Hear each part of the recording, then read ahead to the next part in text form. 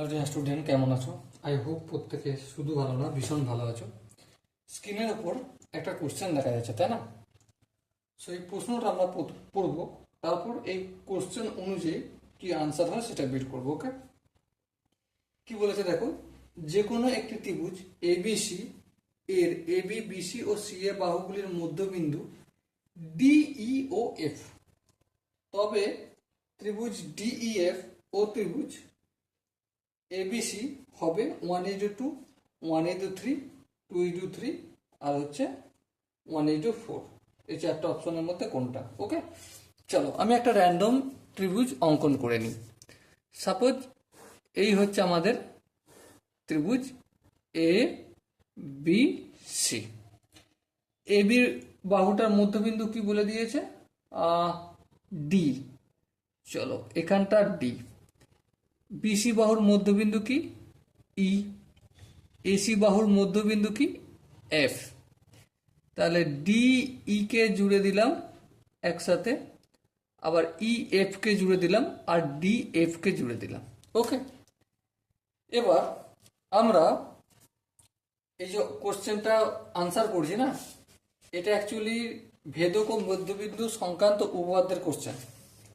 ওখানে আমরা থিওরি পাতে ভালো করে শিখে আসছি। কি শিখে আসছি? যে এই যে এখানে একটা ত্রিভুজ, এখানে একটা ত্রিভুজ, এখানে একটা ত্রিভুজ, এখানে একটা ত্রিভুজ, প্রতিটা ত্রিভুজের ক্ষেত্রফল সমান, ছোট ছোট, ঠিক আছে? আর এই যে বড় ত্রিভুজ এ বি সি, ত্রিভুজ এ বি সি, এই বড় ত্রিভুজটার ক্ষেত্রফল যদি এক্স ধরি, আর এখানে যে কোনো একটা ত্রিভুজ, এই ত্রিভুজটা অথবা এই ত্রিভুজটা অথবা এই ত্রিভুজটা অথবা এই ত্রিভুজটা, এই বড় ত্রিভুজের 4/1 হয়। তাহলে এখানে আমার বলতে চাইছে ডিইএফ, তাহলে ত্রিভুজ ডিইএফ ইকুয়াল টু কি? এটা যদি এক্স হয়, এটা হবে x/4। ওকে, চলো এবারে আনসার করতে হবে। কি চেয়েছে আমাকে? ত্রিভুজ ডিইএফ ইউজ টু ত্রিভুজ A B C equal to কি হবে? প্রথমে ডিইএফ ত্রিভুজের ক্ষেত্রফল এক্স ইউজ টু 4, x/4, আর এটা এবিসি এক্স লিখবো। এবারে ইউজ টু চিহ্ন থাকা মানে আমি সেটা বাইয়ের আকারে লিখতে পারি, ডিইএফ বাই ত্রিভুজ A B C equal to এটা কি হবে? x/4। ইউজ টু চিহ্নটা হতে ডিভাইডেড বাই এক্স হবে।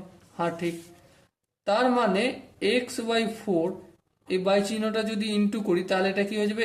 x1, এক্সটা কি ছিল? শুধু এক্স ছিল, এটা 1/x হয়ে যাবে, এটা কাটবে। সো কি পেলাম? 1/4। 1/4 মানে কি? 1:4। ওকে, সো এখানে যে চারটে অপশন আছে, চারটে অপশনের মধ্যে দেখো কোন অপশনটা ঠিক। দেখো option D is the right answer. So dear student, I hope প্রত্যেকে এই কোশ্চেনটা ক্লিয়ারভাবে বুঝতে পেরেছো। যদি কোনো জায়গায় ডাউট থাকে, কনফিউশন থাকে, যদি মনে হয় আর একটু এক্সপ্লেন করার দরকার ছিল, তো কমেন্টে জানাও। ওকে, সো দেখা হচ্ছে পরবর্তী সেশনে। ততক্ষণ পর্যন্ত ভালো থেকো, সুস্থ থেকো এবং জয় হিন্দ।